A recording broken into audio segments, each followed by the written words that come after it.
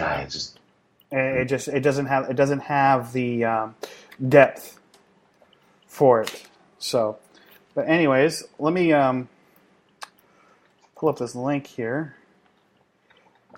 and we'll show you.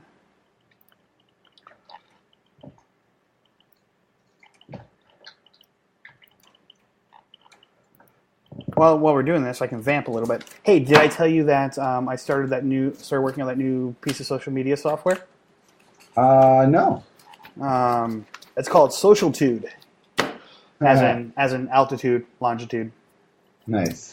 And unfortunately, somebody has Socialtude domain, the social ITU as in altitude. So I just dropped the I off the second I, so it's socialtude.com. There's nothing there on the website yet, but I started working with it, and I figured out a way to make it completely Ajax and JavaScript utility. Because I thought I was going to have to do some PHP stuff on the back end to get it to work with Twitter properly. Figured it out, and it was so I'm pretty excited about it. And it'll be, because of the way that I'm developing it, it'll be right there in your desktop. You don't even have to go to a website to use it. Nice. So I just got to figure out local storage for keeping all your stuff safe, because I don't want to store your passwords on a server somewhere. I don't want to be held liable for that garbage. So with Twitter, you don't even need passwords anymore. It's OAuth. Okay. I know, but the OAuth API is a little bit more. You do know that the old API is going away in like a month, right? The REST API? The REST API will be there, won't it? Ooh, they're discontinuing it. Why? I'm upset, just as upset as you are, but it's been deprecated ever since they released OAuth. But yeah, they've actually had a death counter. Say it ain't so. I mean, what's that going to mean for us Twitter programmers? You got to use OAuth. Well, that stinks. Yeah.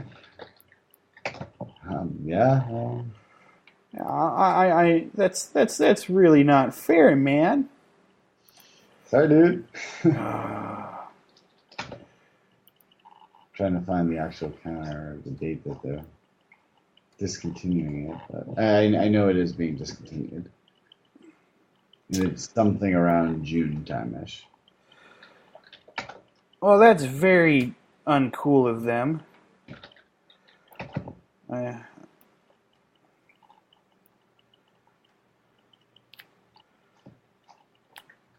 All right.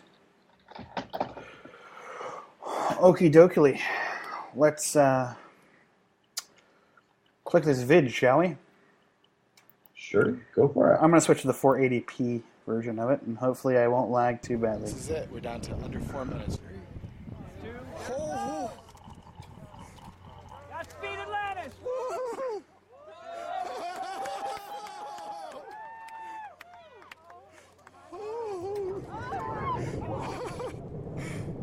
Oh, the sound finally catches up from the rocket blast.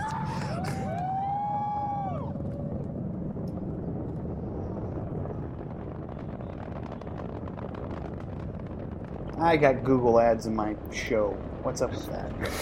Put the X there. Go yeah, away. I do. I can't hear it on Skype, but I unmuted the Ustream just like. Right. Oh, you won't be able to hear it on Skype. Sorry.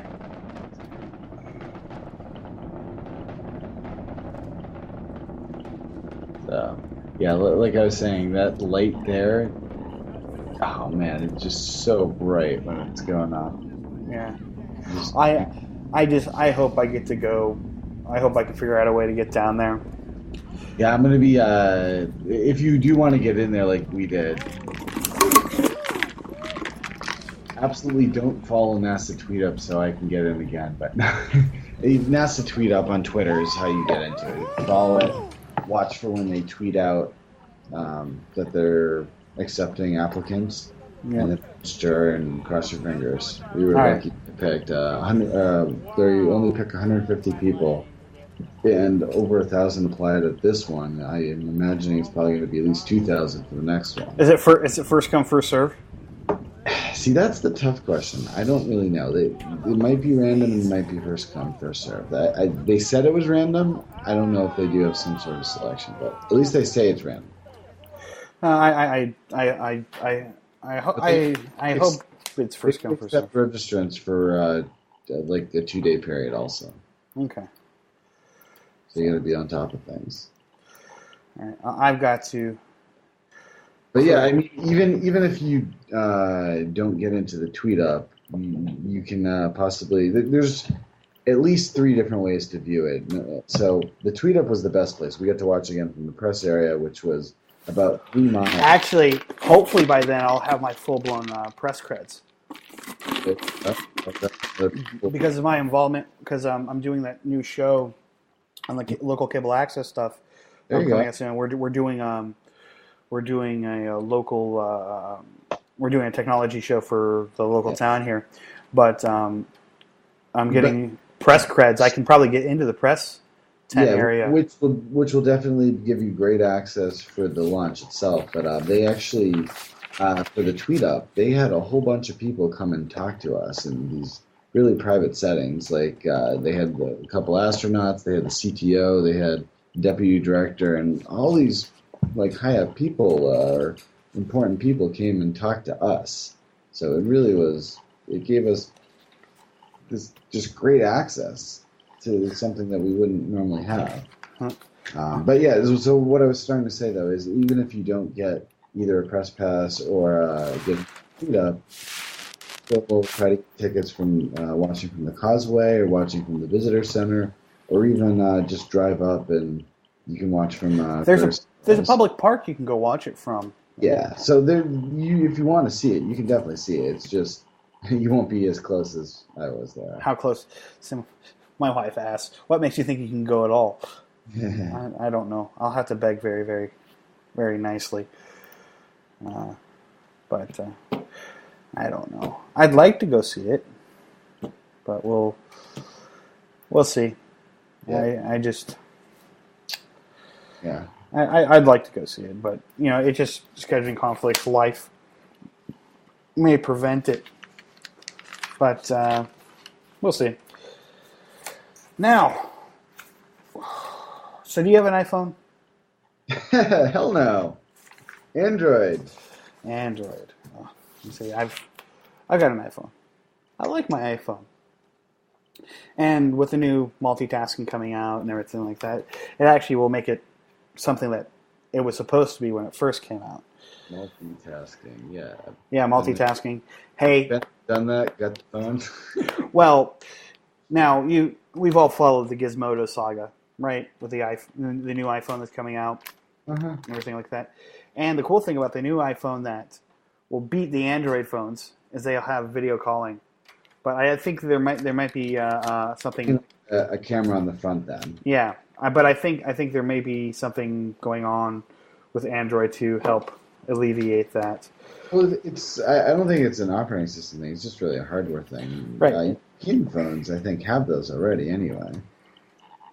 But I just the US never had it for some reason. I'm ready to upgrade.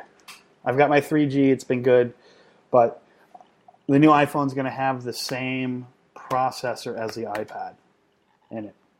So I'm going to have 1 gig in my pocket, 1 gigahertz of power in my pocket. Yeah, I know it's got a 1 gigahertz processor already, but I'm just saying. The thing is, I like my phone. It just works. It does everything I want it to do. And yes, it may be elitist. It may be, a trendy thing to have, but I like it. It just does what I want it to do, and it's fun. I don't have to work at it. And I don't know how much stuff you had to finagle and finesse to get things to work properly on a Nexus. Maybe you don't. No, not really. But I just maybe I'm just a Mac fanboy in disguise. I do talk about Mac a lot on this show, but Macs are great for doing development work, though. Macs are great for doing one thing and one thing only. You be nice. PG show. I'm sorry, this is your show. No, I can't even say it. I'm sorry.